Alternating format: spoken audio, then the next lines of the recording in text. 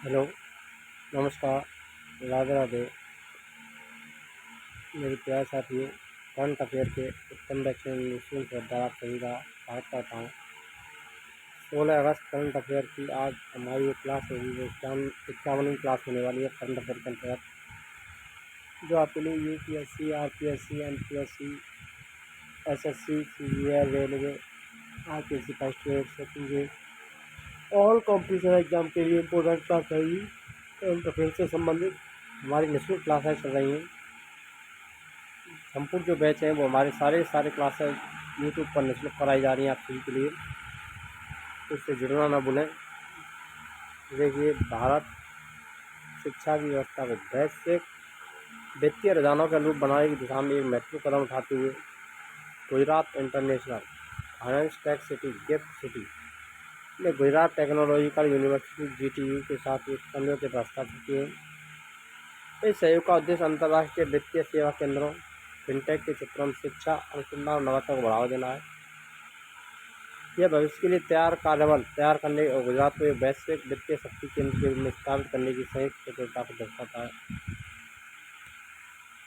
नागालैंड के राज्यपाल ला गणेशन का चेन्नई में निधन हो गया। वे 80 वर्ष के थे। भाजपा के वरिष्ठ नेता लाल गणेशन को फरवरी 2023 में नागालैंड का राज्यपाल नियुक्त किया गया था। इससे पहले उन्होंने मणिपुर के राज्यपाल के रूप में कार्य किया। कुछ समय के लिए पश्चिम बंगाल के अतिरिक्त प्रभारी भी रहे।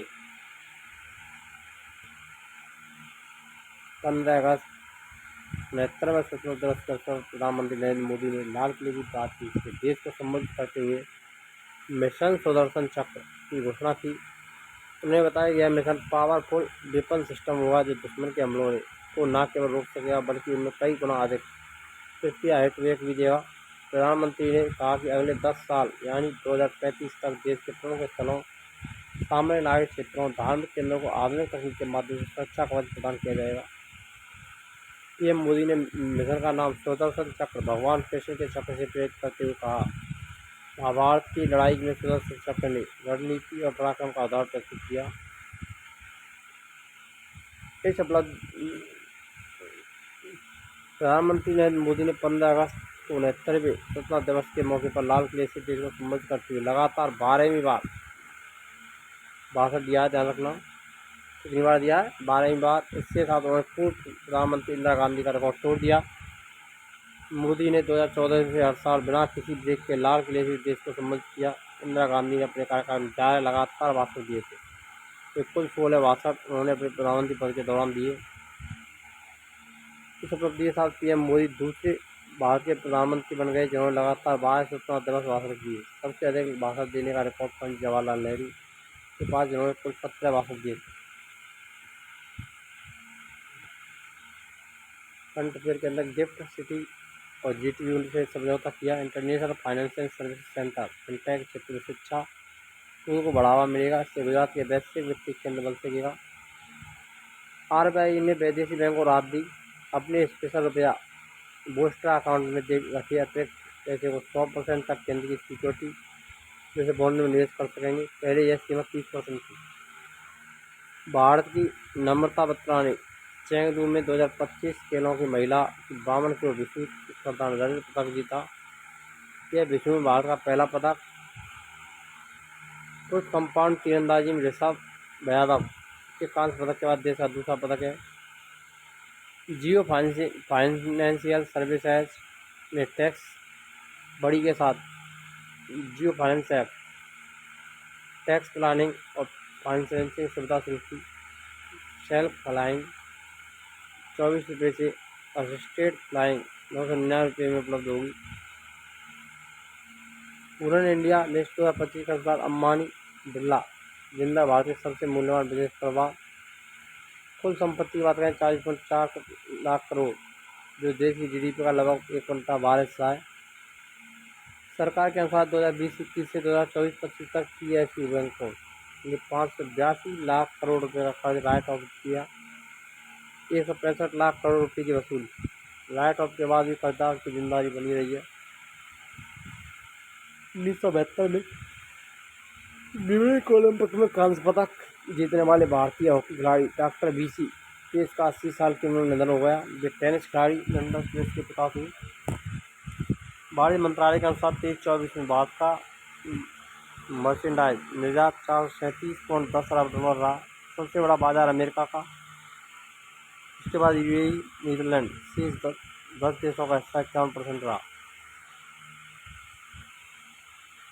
केंद्र ने 4200 करोड़ रुपए की MERIT तकनीक शिक्षा में बहुविषयक शिक्षा अनुसंधान सुधार स्कीम मंजूर की है। यह 2029-30 तक चलेगी। इससे 275 संस्थानों को गुणवत्ता सुधरेगी। धारवाड़ कर्नाटक की बी फातिमा महिला स्वयं सहायता समूह को UN विकास कार्यक्रम का इक्वेटर प्राइज मिला। यह सम्मान जैव विविधता संरक्षण मिलेट खेती के लिए मिला है। भारतीय रग्बी टीम ने अंडर-20 एशिया कप में कांस्य पदक जीता। यह प्रतियोगिता बिहार के राजगीर में 9 और 10 अगस्त को आयोजित हुई। भारतीय रग्बी फुटबॉल ने इसका आयोजन किया था। भारतीय टीम के कप्तान राजस्थान की भूमिका शुक्ला थी, जबकि झोटवाड़ा जयपुर की मुस्कान त्रिपुरा ने भी कांस्य जीतने में अहम भूमिका निभाई। रक्षा उत्पादन में आत्मनिर्भर भारत को बढ़ावा देने के लिए केंद्र सरकार ने महाराष्ट्र और असम में 2 नए डिफेंस इंडस्ट्रियल कॉरिडोर बनाएगी। इससे पहले उत्तर प्रदेश और तमिलनाडु 2018 में 3 कॉरिडोर शुरू हुए थे। केंद्र ने उड़ीसा, पंजाब, आंध्र में 4 सेमीकंडक्टर प्लांट लगाने के लिए 4600 करोड़ रुपए की मंजूरी दी। ये प्रोजेक्ट इंडिया सेमीकंडक्टर मिशन के तहत अब तक 6 राज्यों में ऐसे 10 प्रोजेक्ट को मंजूरी मिल चुकी है। भारतीय टेस्ट कप्तान शुभमन गिल और इंग्लैंड की सोफिया डंकली जुलाई के लिए ICC player of the month का खिताब प्राप्त किया। शुभमन 4 बार यह अवार्ड जीतने वाले पहले पुरुष खिलाड़ी हैं जिन्होंने बेन स्टोक्स और डैन मुल्लर को पछाड़ा। स्वास्थ्य मंत्रालय ने SHRESTS राज्य स्वास्थ्य नियामक उत्कृष्टता इंडेक्स लॉन्च किया। इससे राज्य की दवा व्यवस्था का डेटा आकलन कर दवाओं की गुणवत्ता सुनिश्चित की जाएगी। UPSC 1 अक्टूबर 2025 से 1 अक्टूबर 2026 तक अपना 100वां स्थापना दिवस मनाएगी। इस दौरान विशेष कार्यक्रम, नया लोगो और पारदर्शिता निष्पक्षता बढ़ाने के लिए सुधार किए जाएंगे। लोकसभा ने भारतीय बंदरगाह बिल 2025 पास किया। साल 2008 के पुराने कानून की जगह लेगा। बंदरगाह प्रबंधन आर्थिक होगा, व्यापार तेज होगा, राज्यों के साथ सहयोग को बढ़ावा मिलेगा। इससे साथ ही साथ ऑस्ट्रेलिया यूएन फिलिस्तीन को सितंबर में मान्यता देगा। इसका मकसद गाजा में संघर्ष विराम करना, बंधकों की रिहाई, 2 राष्ट्र समाधान के वैश्विक समर्थन बढ़ाना है। UIDAI उड़ाई ने आधार की सुरक्षा मजबूत करने के लिए भारतीय सांख्यिकी संस्थान के साथ 5 साल का IRDN समझौता किया है। इसके तहत बायोमेट्रिक, फ्रॉड डिटेक्शन, एल्गोरिथम सुधार क्षेत्रों में काम होगा। संसद में national sports governance bill, national anti doping संशोधन बिल पास हुआ। इससे खेल प्रशासन सुधरेगा, खिलाड़ियों की सुरक्षा बढ़ेगी, वैश्विक डोपिंग मानकों के अनुरूप नीतियाँ बनेगी। मुंबई में 18वां international olympiad on astronomy and astrophysics शुरू हुआ। 64 देशों के 300+ छात्र भाग ले रहे हैं। आयोजन भूमि जागीर बाबा सेंटर, टाटा फंडामेंटल रिसर्च संस्थान कर रहे हैं। राजस्थान इतिहास एवं संस्कृति कोष प्रोफेसर SN दुबे हाल ही में जयपुर स्थित राजभवन में राज्यपाल हरिभाऊ बागड़े ने वरिष्ठ इतिहासकार प्रोफेसर SN दुबे की पुस्तक राजस्थान इतिहास एवं संस्कृति कोष का विमोचन किया। इस पुस्तक में लेखक ने विभिन्न कालखंडों के राजस्थान इतिहास की विभिन्न विशेषताओं के बारे में विस्तार से जानकारी दी है। प्रोफेसर गिरिराज शर्मा हाल ही में नई दिल्ली में स्थित रविंद्र सदन में नेशनल आर्ट एग्जीबिशन का वार्षिक कार्यक्रम आयोजित किया गया। इस कार्यक्रम में जयपुर के प्रोफेसर गिरिराज शर्मा को कंस्ट्रक्टिव ऑब्जर्वेशन की कृति के लिए केंद्र सरकार की ललित कला अकादमी का राष्ट्रीय विजेता घोषित किया गया है। देश की पहली मोटर बाइक एम्बुलेंस सुविधा हाल ही में पशुपालन विभाग की ओर से जयपुर में देश की पहली मोटर बाइक एम्बुलेंस सुविधा स्वीकृति प्रदान की गई। इस मोटर बाइक एम्बुलेंस में स्ट्रीट डॉग और बेसहारा गायों का इलाज निःशुल्क किया जाएगा। तो पालतू कुत्तों व अन्य पालतू पशुओं के लिए एम्बुलेंस सुविधा का भी भुगतान नहीं करना होगा, लेकिन इलाज का खर्च उनके मालिकों को वहन करना होगा।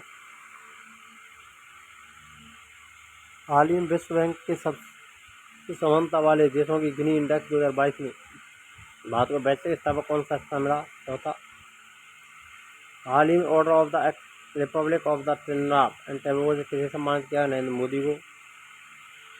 भारत में पहली निजी अंतरिक्ष आधारित इंटरनेशनल सेवा शुरू करने की अनुमति मिली है? अनंत टेक्नोलॉजी।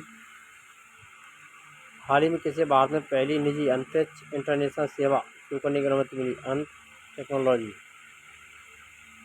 हाल ही में नौसेना की पहली महिला फाइटर पायलट बनी है आस्था पूनिया।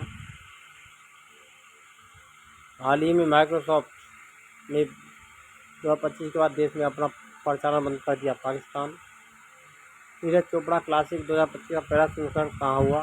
बेंगलुरु। हाल विश्व चैंपियन डी गुकेश के किस देश के जोकोविच ने ग्रैंड शतरंज टूर 2025 के जयपुर खिताब जीता? क्रोएशिया। किस देश के साथ अंडर सी सर्विलांस को बढ़ावा देने की शोध परियोजना की शुरू की? ऑस्ट्रेलिया के साथ में। गाँव को आत्मनिर्भर बनाने के मुख्यमंत्री वृंदावन ग्राम योजना को किसे मंजूरी दी? मध्य प्रदेश।